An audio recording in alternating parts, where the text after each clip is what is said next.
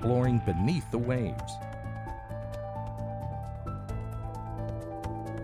Presented by Science at NASA.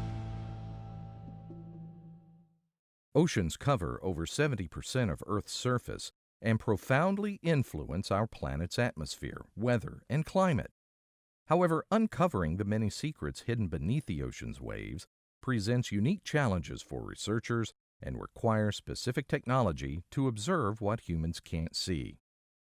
NASA technologists are developing sensors that can improve measurements of Earth's oceans, creating new instruments to study aspects of our home planet we haven't before been able to research.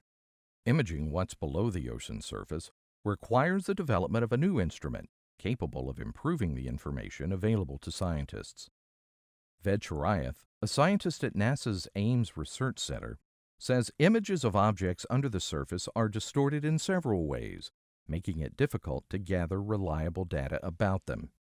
Chirayath has a technology solution. It's called fluid lensing. He says refraction of light by waves distorts the appearance of undersea objects in a number of ways. When a wave passes over, the objects seem bigger due to the magnifying effect of the wave.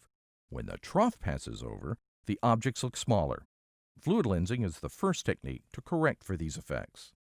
Without correcting for refraction, it's impossible to determine the exact size or extent of objects under the water's surface, how they're changing over time, or even precisely where they are. Chirayath developed a special camera called FluidCam that uses fluid lensing to see beneath the waves and capture terabytes worth of 3D images at 1/2 centimeter resolution, snapping imagery from aboard an unmanned aerial vehicle. The key to fluid lensing lies in the unique software Chirayath developed to analyze the imagery collected by FluidCam. He explains that this software turns what would otherwise be a big problem into an advantage, not only eliminating distortions caused by waves, but using their magnification to improve image resolution. He is focusing FluidCam on coral reefs, the health of which have been significantly degraded due to pollution, overharvesting, increasing ocean temperatures, and acidification, among other stressors. To understand how the reefs are affected by environmental and human pressures, and to work with resource managers to help identify how to sustain reef ecosystems, researchers need to determine how much healthy reef area exists now. Fluid lensing could help researchers establish a high-resolution baseline of global reef area worldwide by augmenting data sets from multiple NASA satellites and airborne instruments. This effort will help identify the effects of environmental changes on these intricate, life-filled ecosystems.